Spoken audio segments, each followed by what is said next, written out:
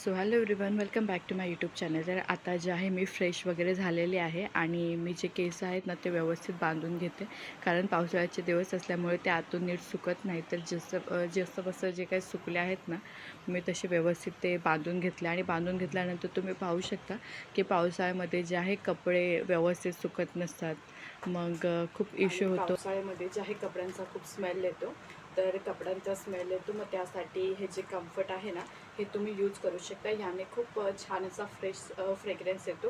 ही माझी टिप असेल की जेणेकरून ना घरामध्ये असा कुवट आणि कुवटसारखा असा वास येणार नाही. मग त्यामुळे जेव्हा केव्हा तुम्ही घरामध्ये कपडे वाळू घालणार असाल ना, तर तेव्हा हे जे कम्फर्ट आहे नक्की यूज करा. याने तुम्हाला खूप चांगला फरक दिसेल. तर आता कपड्याचं जे आहे मी हॉलमध्ये वाळू वगैरे घालून झालेलं आहे.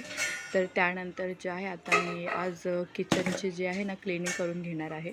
तसं तर मी रोज जे आहे जेवण झाल्यानंतर जे किचन ओटा आणि गॅस शेगडी घासते, पण आज जे आहे ना मी विचार करते की जे काही लादी आहे ना ते सगळं आपण व्यवस्थित क्लीन करून घेऊया.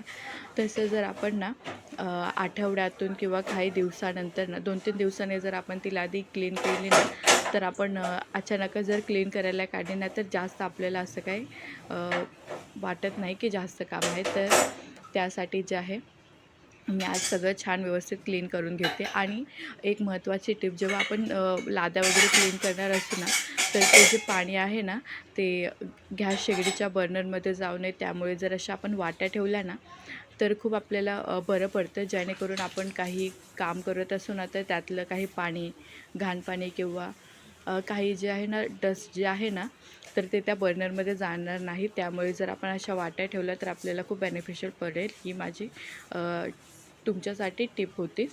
तर मी तशा वाट्या ठेवल्या आणि त्यानंतर जे आहे व्यवस्थित सगळं जे आहे लाद्यांना मी व्यवस्थित घसून घेतलं. आणि घसून घेतल्यानंतर मी छान त्याला पाण्याने असं वॉश करून घेतलं. आणि पाण्याने वॉश केल्यानंतर जिथपर्यंत माझा हात जातो तिथपर्यंत मी सगळं क्लीन करून घेतलं आणि घसून घेतलं.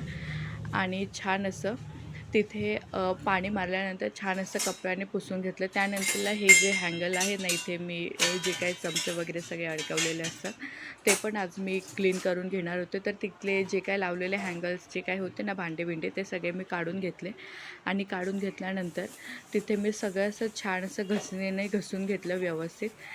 जिथपर्यंत वाटेल तेवढं मी सगळं छान असं घसून घेतलं व्यवस्थित, जितकं मला जमतं तेवढं. आणि हे छान असं घसून घेतल्यानंतर ना, ते जे आपले हँगल आहे, जे ते आपल्याला आपण जे भांडे लावतो ना, ते पण मी व्यवस्थित हँगल जे आहे ना घसून घेतलं.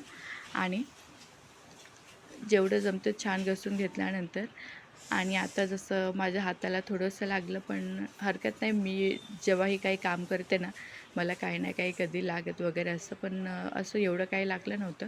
मग त्यानंतर जे आहे मी छान असं व्यवस्थित पुसून घेतलं. घसल्यानंतर छान जेवढ्या लाद्या जमतात मला तेवढं मी पुसून घेतलं. असं मी ज्या काही तुम्हाला टिप्स सांगितल्या तर तुम्ही नक्की एकदा ट्राय करून बघा. आणि त्याचबरोबर मी जे आहे ना माझं डेली ब्लॉग आणि त्याबरोबरच कुकिंग झालं आणि DIY झालं, असं जे आहे मी माझ्या ब्लॉगमध्ये जे आहे मेन्शन करते. तर तुम्हाला जे आहे ना हे सगळं जर आवडत असेल तर माझ्या यूट्यूब चॅनलला सबस्क्राईब करायला अजिबात विसरू नका. माझ्या यूट्यूब चॅनलला सबस्क्राईब करा आणि बेल आयकन प्रेस करा, जेणेकरून मी जे काही ना नवनवीन व्हिडिओ टाकेल ना, तर ते तुम्हाला बघायला इझी पडेल आणि त्याचं नोटिफिकेशन तुम्हाला येत राहील. तर व्हिडिओ कसा वाटला हे मला नक्की